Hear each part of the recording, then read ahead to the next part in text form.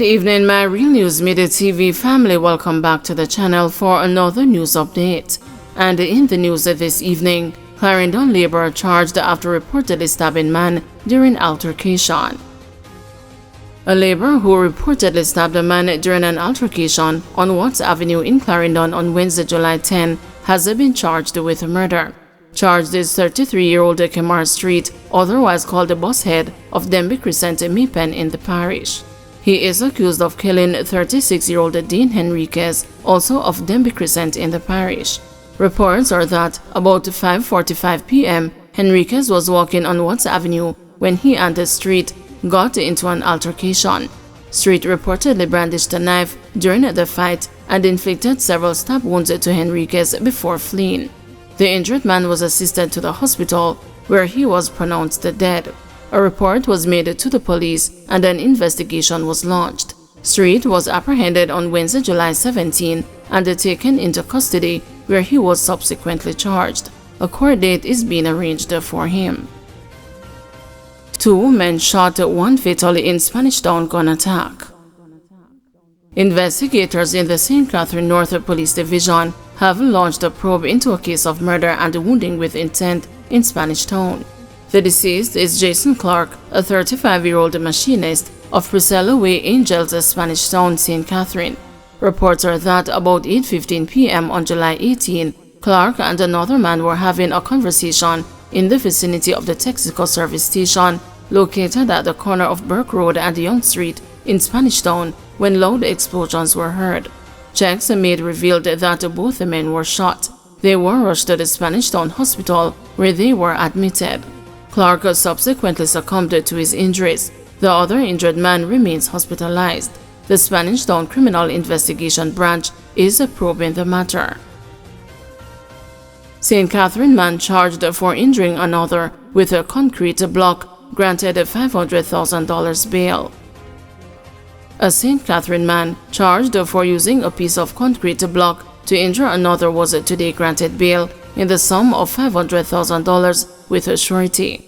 Charged with wounding with intent is 41-year-old Michael Warmington of Browns Hall District, St. Catherine. Bail was granted by Senior Parish Court Judge Desiree Alain. Attorney at Law Michael Campbell made a successful application on his client's behalf. Your Honor, the medical report suggested no permanent injuries. My client has been in custody for a long time and is needed at home to care for his 3 children, Campbell said. Warmington was ordered to report to the police on Tuesdays, surrender his travel documents, do not contact the complainant, and reappear in court on September 20. Allegations are that on June 13, 2024, the complainant was observed urinating against the motor truck of the accused. A dispute developed between them when the accused reportedly flung a piece of concrete block which wounded the complainant's head. He was rushed to hospital, where he was admitted for his injuries. A report was made to the Browns Hall police and an investigation launched, which resulted in the accused being arrested and subsequently charged. Manchester man charged with rape and a forcible abduction. The Mandeville Center for Investigation of Sexual Offenses and Child Abuse has charged a 36-year-old Manchester technician for allegedly sexually assaulting a woman whom he offered a car ride. Nicole Johnson, otherwise called 16, of Knockpatrick, was charged on Wednesday with rape, grievous sexual assault, indecent assault, and a forcible abduction. A date is to be set for him to appear in court. The police say the incident happened in a section of his community on Thursday, July 11. It is reported that Johnson offered the woman a ride to the parish capital in his car. While on their way to the location, he allegedly turned into a section of his community and proceeded to sexually assault the woman. After the alleged ordeal, a report was made to the police and Johnson was taken into custody. The charges were then laid against him on Wednesday, July 17, after he was positively identified during an identification parade. Infant among 4 hurt in Waterloo road crash.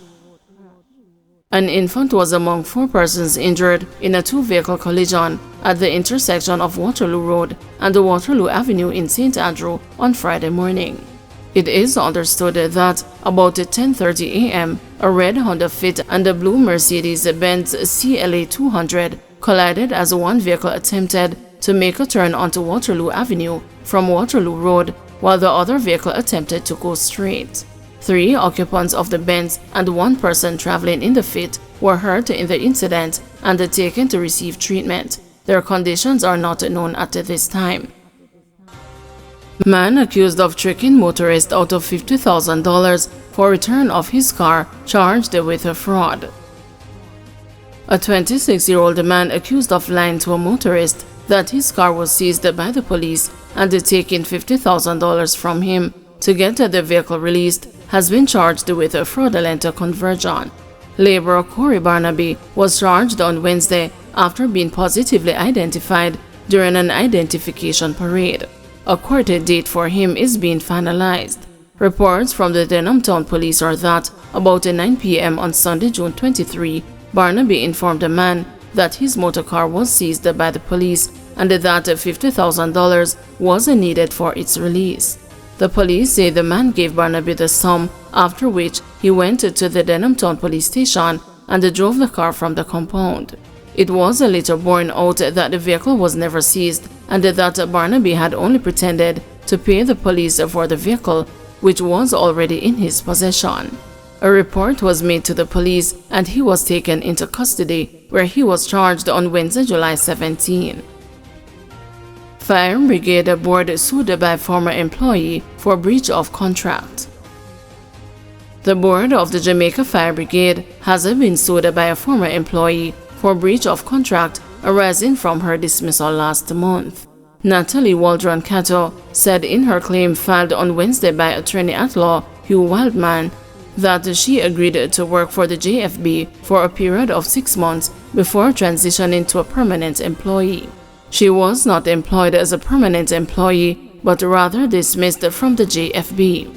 She contends that the defendant breached the contract, which resulted in her suffering loss and incurring expenses. In the particulars of the claim, Waldron-Cato says she is a human resource director. She said she was working in a post at the Ministry of Foreign Affairs and Foreign Trade when she applied in September 2023 for the post of Senior Director, Human Resource Management and Development at the JFB. She was subsequently interviewed on September 28, 2023 and offered the job on October 30, 2023. She was told in the employment letter that she would be temporarily employed in the post of a 6-month probationary period. The JFB then requested that she be released from the ministry on secondment to the brigade, and that was done. She said she served beyond the probationary period and would have transitioned to permanent employment, as no issues were found with her performance, yet she was not formally appointed as a permanent employee pursuant to the employment contract. When dismissing an employee of the JFB, an evaluation of that worker must be done, and the board submissions must be drafted and submitted to the board for consideration. Once that is done, it is then brought to the attention of the commissioner of the JFB for the commissioner and the defendant to consider the dismissal of the worker, she stated in her claim. She said in her case, none of those procedures or steps were followed, and the commissioner was unaware that she was to be dismissed. The claimant is seeking damages for breach of contract as well as aggravated damages, while the man has been instructed by the Jamaica Civil Service Association to represent the claimant. MOCA investigating reports of extortion for electricity restoration following burial. The Major Organized Crime and Anti-Corruption Agency says it has commenced investigations into numerous reports of extortion where it is alleged that persons are illegally charging individuals to have their electricity restored following the recent passage of Hurricane Beryl. MOCA says residents in rural communities in Westmoreland, Clarendon, and St. Catherine have expressed growing frustration over the slow restoration of electricity and have reported that they are being asked to make a payment to have their power supply reconnected. According to Major Basil Jarrett, Director of Communications of MOCA, the agency is working diligently to address the serious allegations. MOCA is aware of the report and is working closely with the GPS to ensure that those responsible for the reported extortion are identified, caught, and held accountable for their actions. In support of that position, Winsome Cullum, Director of Communications at the GPS, stated that the reports we have received are deeply concerning and are a violation of our core values here at the GPS. Extortion is a serious crime, and we will not tolerate any actions that exploit the vulnerabilities of our citizens, especially during times of crisis such as we are now experiencing.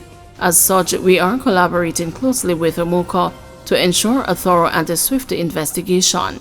In light of the investigation, Jarrett is urging members of the public who have information regarding these incidents to come forward and report the matter via the MOCA tip line at 888 MOCA tip or 888-662-2847. He is also reminding the public that all calls are completely anonymous and will be treated with the strictest confidence. We strongly discourage anyone from paying these extortion fees, he added, noting that not only does this perpetuate the cycle of corruption, but it is also illegal. And so we are reminding everyone that extortion is a criminal offense and those found guilty will face the full force of the law.